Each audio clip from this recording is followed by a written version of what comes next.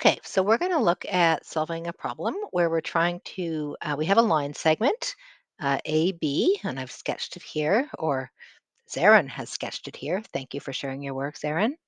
A, negative 5, 10, B, 15, 0. And we're asked to determine the midpoint, the slope, and the length. So we start off with a good sketch. Um, First, we'll start with thinking about the midpoint. So, if we want to find the midpoint of a line segment, what we should be thinking about is trying to find the average or the middle of the two x's and the middle of the two y's. And that's going to give us our midpoint right here. So, another way to think about the middle is to think about an average, the average of the two numbers. So, let's take a look at our two x's. Our two x's are 5 and negative 5 and 15. So we can think about adding them together and dividing by 2. That will give us the middle. And then we can do the same thing for the y's. You can see in this case, we're adding the negative 5 plus 15, dividing by 2, and that gives us 10 divided by 2, which gives us 5. 5 is the middle x coordinate. We do the same thing on the y side. So now we're looking over at the y coordinates, 10 and 0. Dividing by 2 to find the middle. 10 divided by 2 is 5. So now we've determined that the midpoint is in fact 5, 5. I'm going to mark it on here, 5, 5. And you can see that it does in fact look correct if I look at the sketch. So that's determining the midpoint. The second thing we're asked to figure out is the slope of this line segment. Now, recall when we're thinking about slope, we're looking at sort of at this big step here, and we're looking at the rise or delta y, the vertical distance, divided by the change in x. So we're thinking of these two sides here. We're trying to find the length of those. The length of those sides is equal to the difference between the y coordinates, delta y, and the difference between the x coordinates, delta x. So our equation for slope is delta y divided by delta x. So let's calculate those two values. First, let's start with delta y. We know it's the difference between the two y coordinates. We can see one y coordinate is 10. The other y coordinate is 0. So to find the difference between them, we will do 10 minus 0, which is 10. The difference between the x coordinates, uh, delta x is equal to 15, subtract negative 5. So when we think about difference, we think about subtracting. The difference between, for example, 10 and 2 is 8, 10 minus 2. So this is the concept of difference.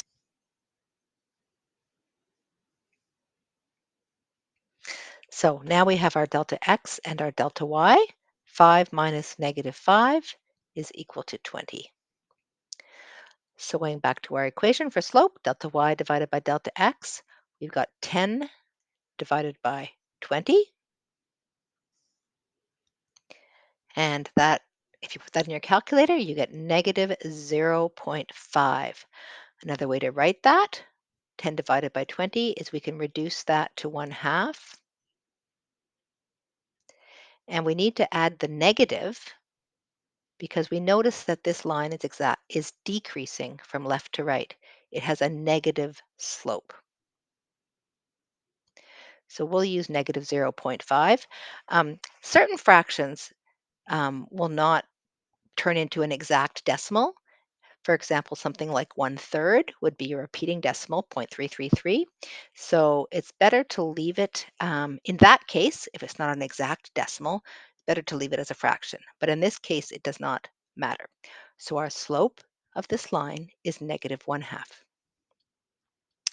Finally, we're asked to find the length of the line segment. So now I'm looking for the length of this line segment AB, and I can notice that I have a triangle. And in fact, not just any triangle, but a right triangle. So I'm going to use the Pythagorean theorem. Remember that length of a line segment is really just about thinking about um, the triangle and using Pythagorean theorem. So I'm going to start by thinking that my two sides together, delta x squared, if I add together the squares of the two sides, I'm going to get the length of my line segment squared. And this is Pythagorean theorem. We might be used to thinking of it as c squared equals a squared plus b squared. So we can think of this as c and a and b. And that's all we're doing. Now, sometimes you see this formula written like this. AB equals the square root of delta x squared plus delta y squared. And that's what Zarin used here, because we know we have to take the square root of both sides after we finish adding the sum of the squares. So substituting in our delta x and delta y, which we've already calculated from finding our slope, delta x squared is 20, or delta x is 20, delta y is 10. This works out to be approximately 22.36. So the length of the line segment is 22.36. And that makes sense because it has to be longer. It's the hypotenuse, so it has to be longer than these two sides. So the next thing that we're asked to do is to determine the equation of the line containing segment AB. So let's take a look back at our diagram and see what that means. So AB is this segment right here. The line is the whole line that goes on forever in both directions, and we can see that it contains AB. So this is what we're trying to find out, the equation of this line.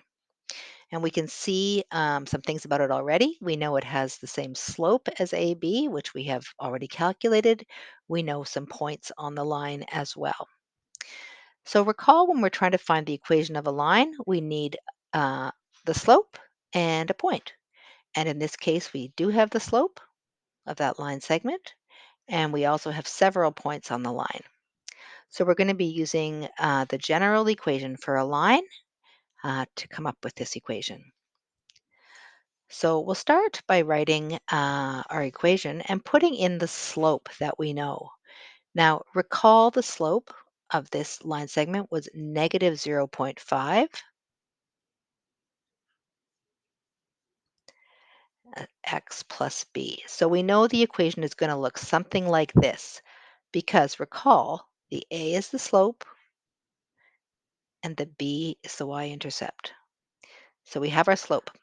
We don't know the y-intercept. We could guess it off the graph, but we're going to compute it exactly using a point on the line. So in this case, Zarin decided to use 5, 5. She could also have chosen one of the other points on the line.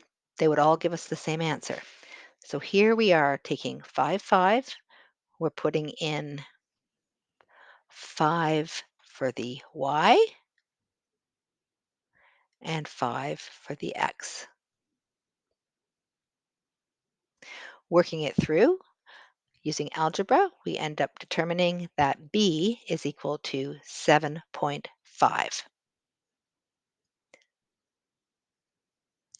So now we are ready to write the equation of the line right here.